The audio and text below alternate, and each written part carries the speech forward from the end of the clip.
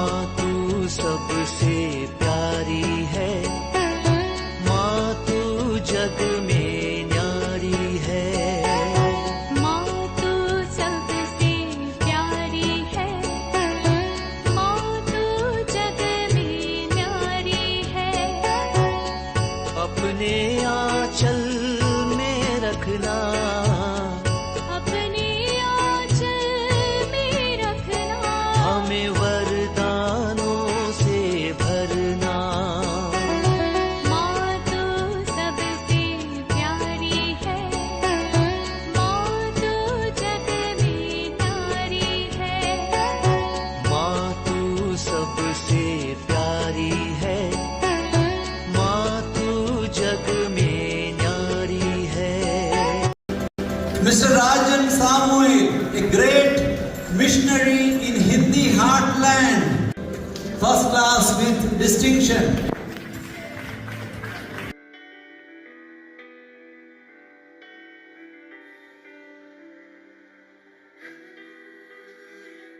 पिता, पुत्र और पवित्र आत्मा के नाम पर आमीन। आप सबों को जय यीशु।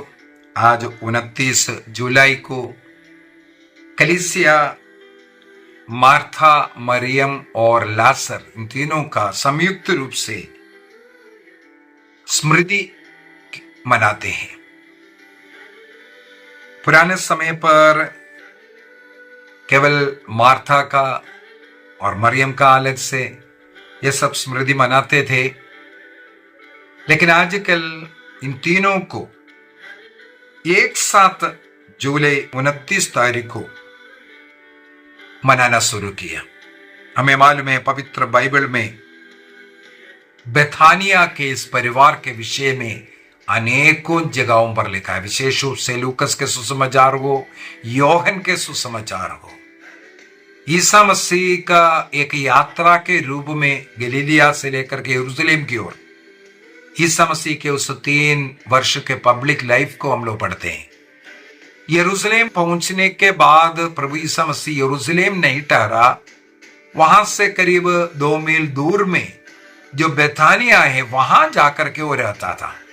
बेथानिया से निकल करके यरूशलेम जाने के समय पर जो वृक्ष को शाप देना, सुखाना, ये सब जो कार्य है, ये सब बेथानिया से जाने के समय पर, और बेथानिया में भी अनेकों बार अनेकों बात हम लोगों को सीखने के लिए मिलता है, पढ़ने के लिए मिलता है। उनमें से विशेष रूप से इस परिवार का पुत्र लाजर, उनका मृत्यु हो गया था।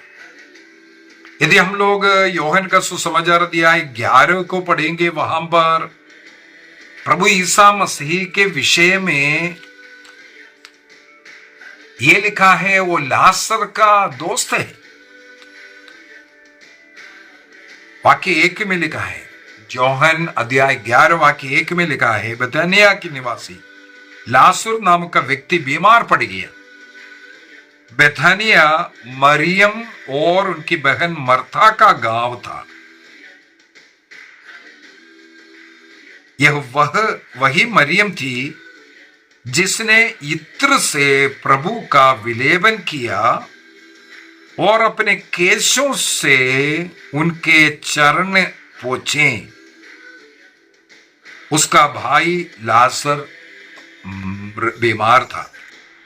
देखो, यहां पर कंफ्यूजन देने वाले एक बात है मरियम के विषय में। मरियम प्रभु के चरणों को पोंछने के विषय में और इत्र लगाने के विषय में लिखा। लूकस के सुसमाचार अध्याय 7 वाक्य 37 से पढ़ेंगे, वहां का एक पापिनी स्त्री इस प्रकार आकर के कार्य किया करके लिखा। इसलिए कई बाइबल पंडितों के बीच में आज भी इस रसाकसी चल रहा है। ये लासर के जो बहन जो मरियम है, वही वहां पर वो जो पापिनी स्त्री के रूप में लिखा है। और कई जगहों पर मरियम मगदलेना, जिससे 7 अपदूतों को निकाला। लूकस का सुसमाचार अध्याय 2 में जो लिखा हुआ, अध्याय 8 का वाक्य 2 में, अध्याय 8 का वाक्य 2 में जो लिखा, मरियम मगदलीना जिसे 7 अपदूतों को निकाला, ये भी पापिनी स्त्री के रूप में मरियम मगदलीना को वहां पर दिखाता है। अभी कुछ ही दिन पहले हम लोगों ने मरियम मगदलीना का पर्व भी मनाए, संत मरियम मगदलीना और प्रभु के पीछे होने वाले शिष्या के रूप में। तो इस मरियम नाम के कारण एक ही मरियम अनेकों जगहों पर मिल रहा है, इसलिए कुछ कंफ्यूजन था। केवल मर्था का पर्व, इसलिए आदिम समय पर ये कंफ्यूजन के कारण जो मनाते आ रहे थे।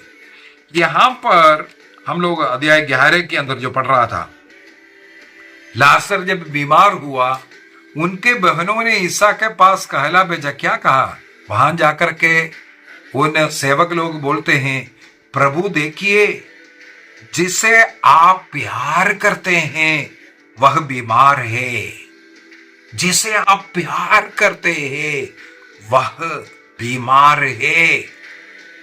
इस प्रकार हमें मालूम है संत योहन के विषय में भी, योहन बार बार जिसे ईसा मसीह सबसे ज्यादा प्यार करते, सबसे ज्यादा प्यार करने वाला योहन, अभी उसी योहन यहां पर लिखा है लाजर को भी वो प्यार करता था करके, प्यार करने वाला व्यक्ति के रूप में। इसका मतलब ईसा मसीह का एक रिश्ता इस बेथानिया के परिवार के साथ था। जब कभी योहन के सुसमाचार के अनुसार ईसा मसीह कई बार बेथानिया गया,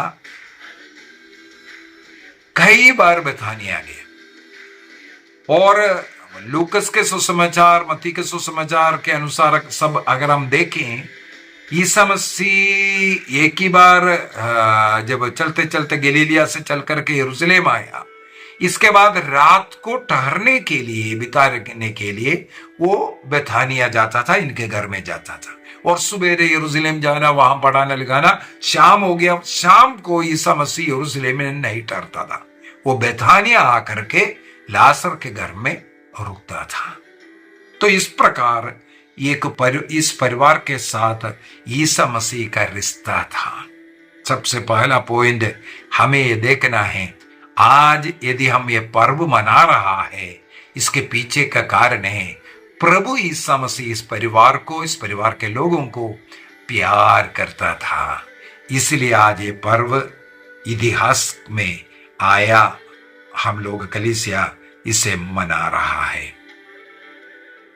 पुराना रोमन कैलेंडर को देखेंगे, जुलाई 29 को केवल मर्था का पर्व था। पश्चिमी अर्थात हमारे लातीनी कलीसिया के अनुसार इस मरियम के संबंध में कुछ ऐसा डाउट, कुछ बाइबल पंडित लोग मरियम मगदलीना के साथ, पापिनी स्त्री के साथ मरियम को मिलाने के कारण मार्था के साथ इनका पर्व मनाता नहीं था। लेकिन हमें मालूम है पूर्वी कलीसिया में इस प्रकार का कोई ट्रेडिशन देखने के लिए नहीं मिलता। उन लोग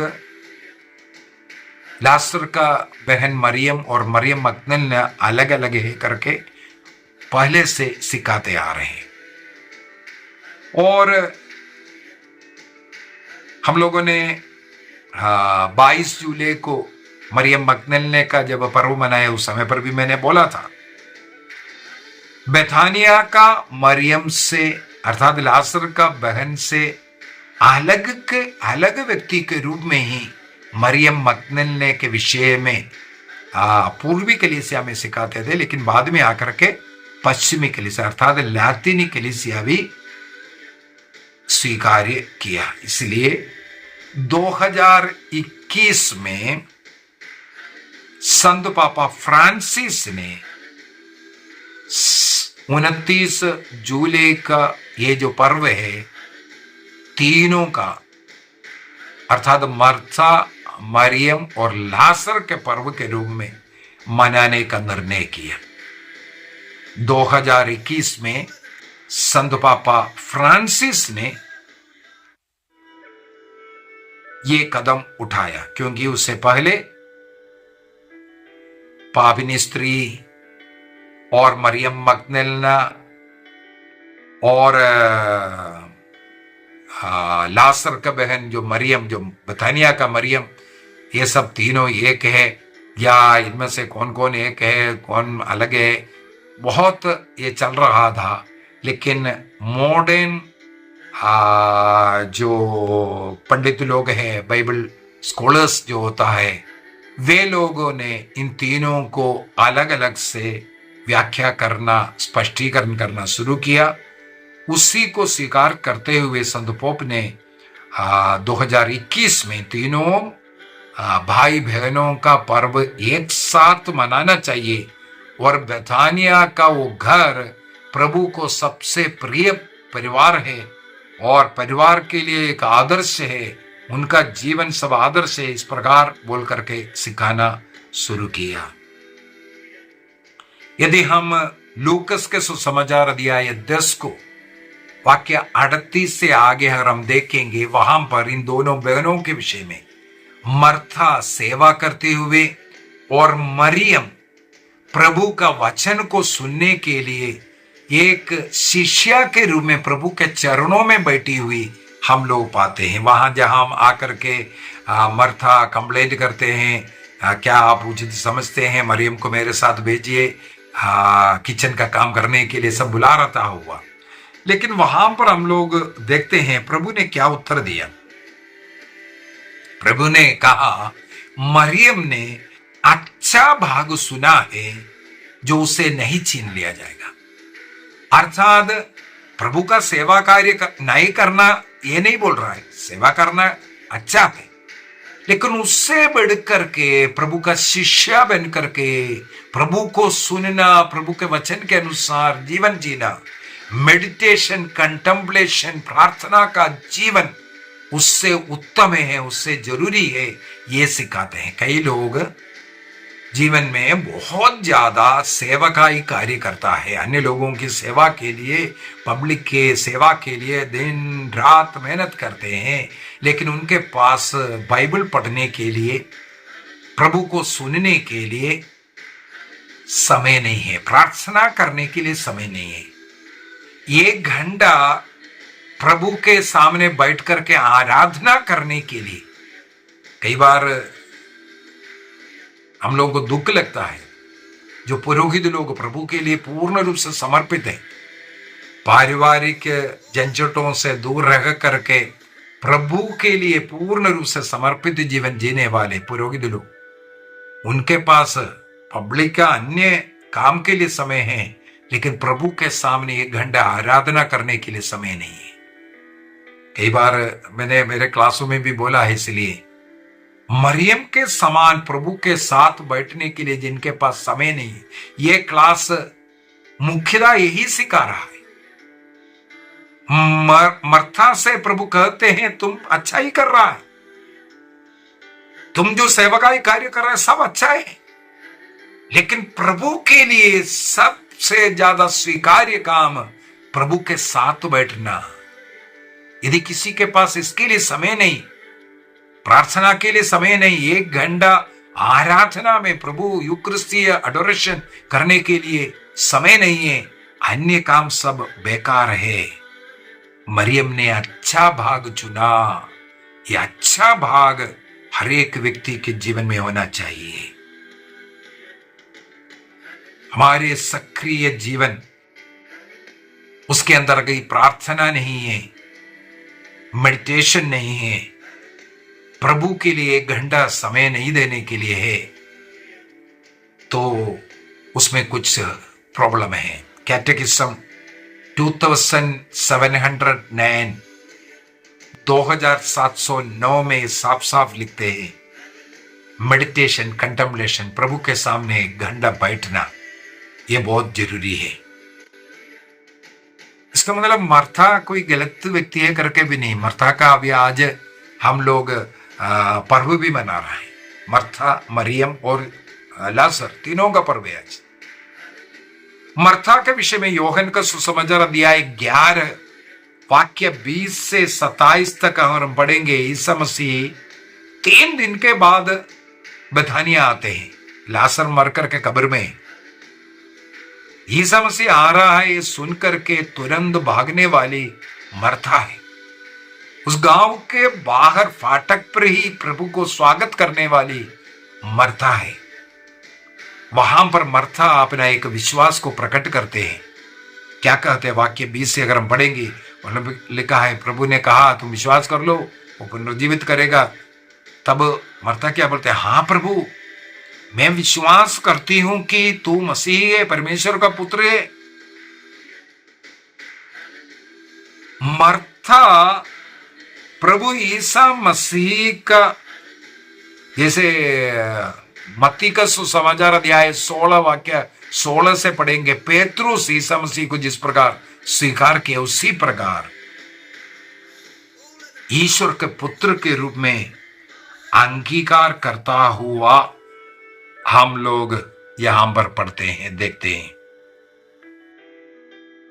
वाक्य 21 से पढ़ता हूं, प्रभु यदि आप यहां होते तो मेरा भाई नहीं मरता, और मैं जानती हूं कि आप अब भी ईश्वर से जो कुछ मांगेंगे ईश्वर आपको वही प्रदान करेगा। देखो कितना विश्वास की बातें मर्था कहती है। ईसा ने उसी से कहा तुम्हारा भाई जी उठेगा। मर्था ने उत्तर दिया मैं जानती हूं कि वह अंतिम दिन पुनरुत्थान के समय जी उठेगा। ईसा ने तब कहते हैं वाक्य 25 के अंदर फेमस वर्ड, मर्था से कहते हैं पुनरुत्थान और जीवन में हूं, जो मुझ में विश्वास करता है वह मरने पर भी जीवित रहता है। जो मुझ में विश्वास करता है वह मरने पर भी जीवित रहता है। इसलिए कैथोलिक कलीसिया माता मरियम से और संतों से प्रार्थना करते हैं। लेकिन इस वचन पर विश्वास ना करने वाला कुछ क्रिस्तु विश्वासी जरूर बोलते हैं हम लोग विश्वासी लोग है करके, लेकिन बिल्कुल विश्वास नहीं है। योहन 11:25 में कहते हैं जो मरने पर भी वह जीवित रहता है। कैथोलिक चर्च विश्वास करते हैं कि माता मरियम आज जीवित है, संत लोग जीवित है। इसलिए हम जीवित लोगों से प्रार्थना मांगते हैं, हमारे लिए विनती करो, प्रार्थना करो। लेकिन कुछ लोग क्या बोलते हैं, ये लोग तो मरे हुए लोगों से प्रार्थना करते हैं, मरे हुए लोगों का फोटो रखा है, पता नहीं क्या क्या नहीं बोलते हैं। आगे हम लोग क्या पढ़ते हैं, ईसा ने उससे उत्तर दिया तो और मुझ में विश्वास करते हुए जो जीवन जीता वो कभी नहीं मरेगा। क्या तुम ये विश्वास करते हैं? उसने उत्तर दिया हाँ प्रभु मैं दृढ़ विश्वास करती हूं कि आप वह मसीही है, ईश्वर के पुत्र है जो संसार में आने वाले हैं। वाक्य 27 मर्था का विश्वास का प्रकटीकरण, जिस प्रकार मत्ती के सुसमाचार में पेतरुस ने विश्वास का प्रकटीकरण किया, उसी प्रकार यहां पर मर्था विश्वास का प्रकटीकरण करता हुआ। अभी लाजर के विषय में देखेंगे। योहन का सुसमाचार अध्याय 11 वाक्य 1 से लेकर के 44 तक पूरा लाजर के विषय में ही लिखा हुआ है। वहां पर हम लोग देखते हैं लाजर के मृत्यु पर बाइबल का सबसे छोटा वचन कर करके जो बोलते हैं, योहन का सुसमाचार अध्याय 1 वाक्य 35, वहां पर इस लाजर के विषय में लिखा है ईसा रो पड़े, ईसा रो पड़े। इसका मतलब है ईसा मसीह का एक सच्चा मानवीय हृदय को यहां दर्शाता है। उस परिवार के, उस बेथानिया के परिवार के, उस कुटुंब के दर्द को अनुभव करते हुए वे भी रो पड़ते हैं। कैटेकिज्म ऑफ कैथोलिक चर्च, कैथोलिक कलीसिया का धर्म शिक्षा ग्रंथ 478 478 में साफ साफ सिखाता है ईसा मसीह ईश्वर है, उस समय पर साथ ही साथ वो पूर्ण रूप से मनुष्य भी है। मानवीय हृदय और प्रेम और अनुभव दुख का अनुभव सब वो कर सकता था। और 4 दिन के बाद प्रभु उस बेथानिया में आकर के अपने उस महिमा को, ईश्वरीय महिमा को प्रकट करते हैं। जो लाजर मृत 4 दिन से कब्र में था, उसे कब्र से बाहर करता हुआ। यदि योहन का सुसमाचार अध्याय 12 को पढ़ेंगे, वाक्य 1 से लेकर के 8 तक, वहां पर मरियम के विषय में लिखा हुआ है। मरियम, ये मरियम जो लिखा हुआ, वो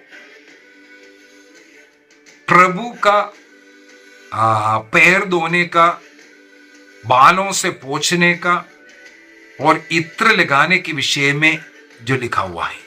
ये जो मरियम के विषय में लिखा है, ये लाजर का भाई है करके, ये बेथानिया में हुआ।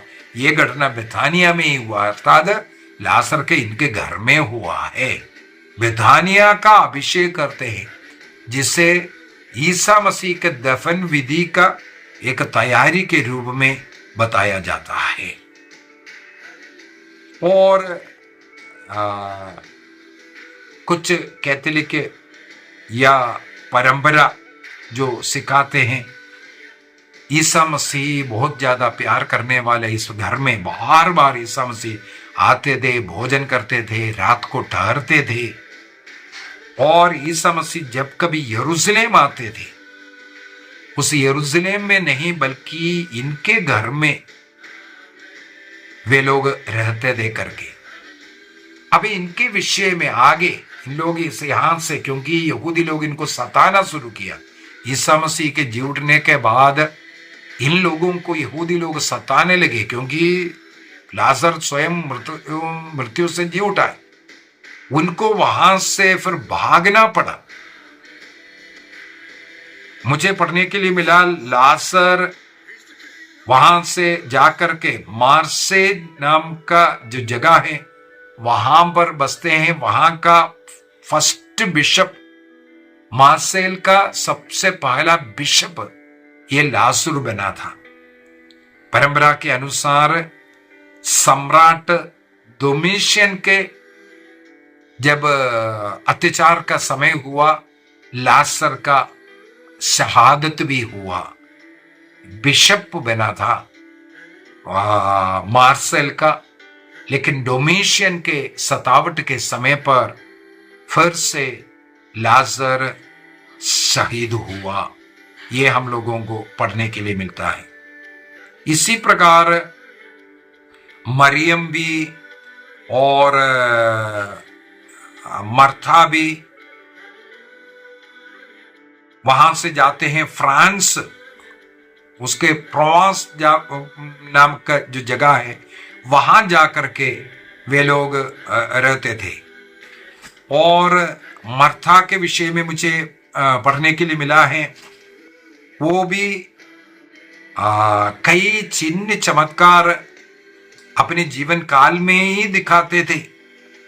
कई लोगों का मन परिवर्तन प्रभु ईसा मसीह की ओर उन्हें लेके जाने वाली स्त्री के रूप में, महिला के रूप में ये मर्था बनी थी। और मर्था का एक कब्र और एक चर्च फ्रांस में ही मिलते हैं। इसी प्रकार मरियम को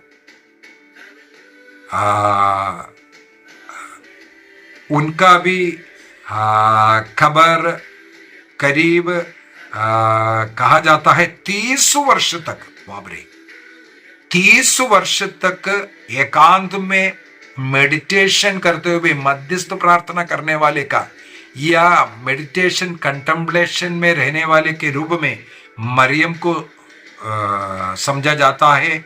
एक गुफा में करीब 30 वर्ष तक तपस्या में वो बैठी रही। इसके बाद उनके मृत्यु हुआ है करके भी बताया जाता है। लेकिन कुछ पूर्वी कलीसिया के परंपरा के अनुसार लाजर साइप्रस में था, ये भी कहा जाता है। वहां वो बिशप था, वहां पर उनका देहांत हुआ, उनका शहादत हुआ, ये कर करके बताया जाता है। कैथोलिक कलीसिया का धर्म शिक्षा ग्रंथ के अंदर इस प्रकार का पवित्र जीवन जीना, एक परिवार इन भाई बहनों ने जो जीवन जिया एक उदाहरण का जीवन है, प्रार्थना का, सेवा का, विश्वास का एक उदाहरण इस परिवार के द्वारा हम लोगों के सामने कलीसिया रखा है। आज का इस पर्व मनाते हुए कलीसिया चाहते हैं हम लोग भी अपने दैनिक जीवन में प्रभु से जुड़ते हुए, प्रभु के विश्वास में रहते हुए, प्रभु का सेवा करते हुए अपना जीवन स्वर्ग राज्य के योग्य जीवन जिए। आइए हम अपनी आंखें बंद करें, हम प्रार्थना करें। हे प्यारे प्रभु यीशु, जिस प्रकार आपने बेथानिया के इस परिवार को चुना और उस बेथानिया के परिवार में बार बार जाकर के रहा, और हम लोगों के लिए पवित्र बाइबल में एक आदर्श परिवार के रूप में ये बेथानिया के इस परिवार के भाई बहनों का जीवन मिला है। हमें भी कृपा दीजिए विश्वासी जीवन जीने के लिए, मर्था मरियम के समान जीवन जीने के लिए, लाजर के समान चाहे अपना प्राण भी अर्पित करना पड़े, प्रभु के लिए जीवन जीने का शक्ति दीजिए, सामर्थ्य दीजिए। आज इस पर्व के दिन में हम प्रार्थना करें, ये संत लाजर, ये संत मर्था, ये संत मरियम हमारे लिए प्रार्थना कर। पिता, पुत्र और पवित्र आत्मा के नाम पर आमीन। आप सबों को जय यीशु।